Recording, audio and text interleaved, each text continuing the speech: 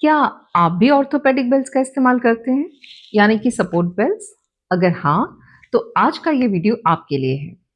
My name is Mamta Sangram, and today we will talk and discuss about some advantages and some disadvantages of using orthopedic belts. सबसे पहली बात कि अगर आपकी condition ऐसी है जहाँ पर डॉक्टर की कंसल्टेशन और उनके सलाह के चलते आप इन बेल्ट्स का उपयोग कर रहे हैं, then it's absolutely fine because आपके डॉक्टर को ज़्यादा नॉलेज है इन आपके स्टेट के बारे में और वो आपको सही-सही गाइड कर रहे हैं। बट ये वीडियो आज उन लोगों के लिए है जो अपनी मर्ज़ी से इन बेल्ट्स का इस्तेमाल करते हैं, जिनको अपनी कंडीशन के बारे में कोई आइडिया नहीं है, जो डॉक्टर के पास जाके अपनी जो प्रॉब्लम है, उसको एड्रेस नहीं कर रहे हैं।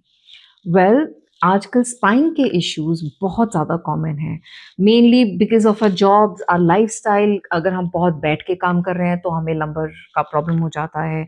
अगर हमारा पोस्चर ठीक नहीं है, तो हमें नेक का प्रॉब्लम हो जाता है।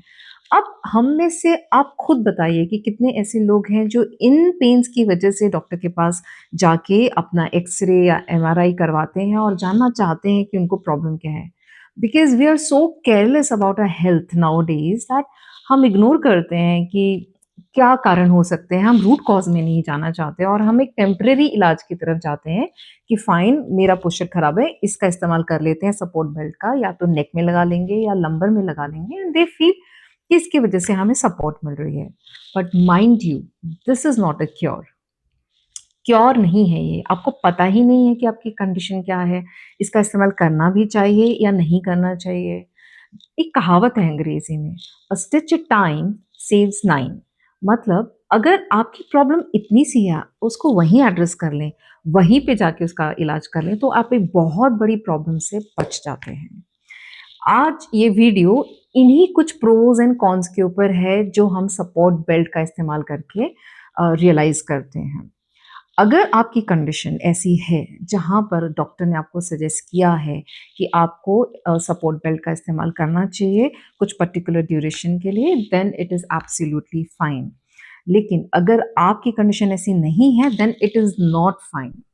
अगर आपकी कोई सर्जरी हुई है जहाँ पे आपके मसल्स को रेस्ट की ज़रूरत है, आपके मूवमेंट्स को जहाँ पे डॉक्टर थोड़े टाइम के लिए रिस्ट्रिक्ट करना चाहते हैं ताकि आप अपने बॉडी पे या अपने मसल्स पे उतना स्ट्रेन ना दें रिकवरी के लिए, तो आप इन बेल्ट्स का उपयोग करते हैं।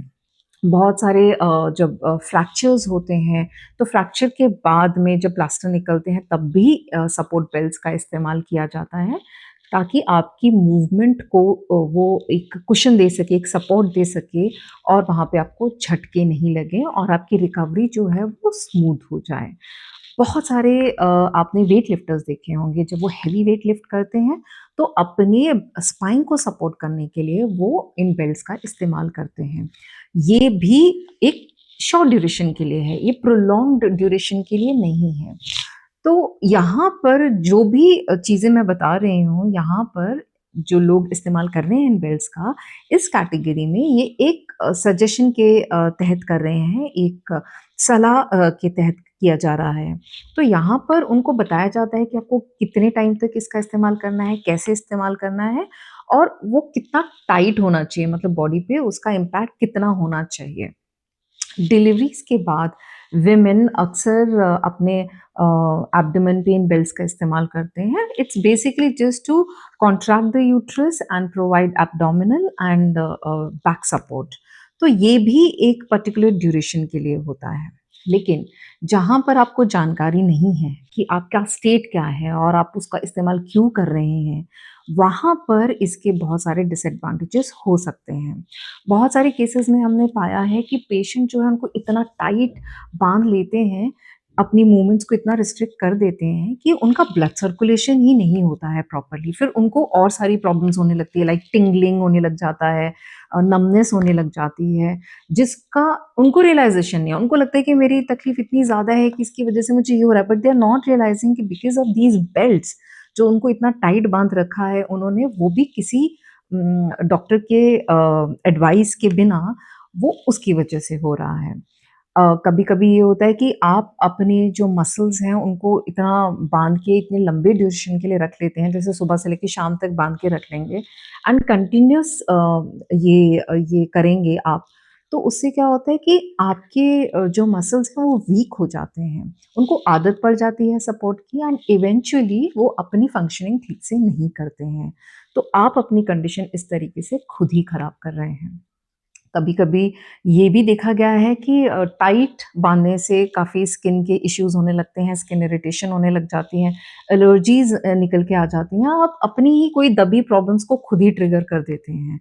इन बेल्ट्स का इस्तेमाल जब भी हम इस माइंडसेट के साथ करते हैं कि इट्स अ टेम्परेरी फेज़ और ये लगाने से शायद आप ठीक हो जाएँगे, then you are totally mistaken over there because you don't know the state of your body जिस चीज़ के लिए आप इसका इस्तेमाल कर रहे हैं। कभी-कभी ऐसा हो जाता है आप रूट कॉज़ को साइड में करके ऐसे टेम्परेरी ऑप्शंस की तरफ जा रहे हैं विदाउट नॉलेज, आप अपनी प्रॉब्लम को बहुत बड़ा क्रिएट कर सकते हैं फ्यूचर में।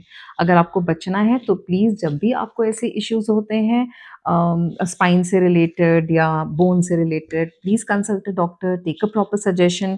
कभी-कभी हमें इन सपोर्ट बेल्ट्स के साथ में कुछ थेरेपीज़ की भी रिक्वायरमेंट होती है। बिना उसके ये कोई क्योर नहीं कर सकते हैं। They are just providing you a temporary support but ये आपका इलाज नहीं है।